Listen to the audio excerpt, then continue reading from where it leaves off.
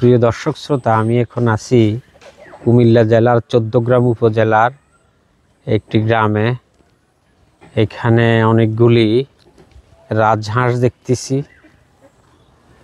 বিশেষ করে যাদের গ্রামের যারা মহিলা আছে তারা এই ধরনের রাজহাঁস তারা প্রতিপালন করে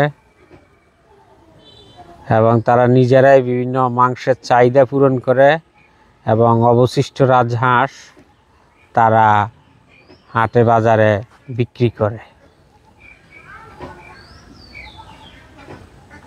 এবং সাধারণ যে হাঁস আছে ওই হাঁস থেকেও কিন্তু দর্শক মানে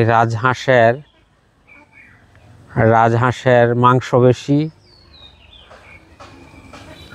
মানে তারা পরিমাণে অনেক বড় হয়। একটা বড় রাজহাঁস একটা ছোটোখাটো খাসি ছাগলের মতো মাংস হয়।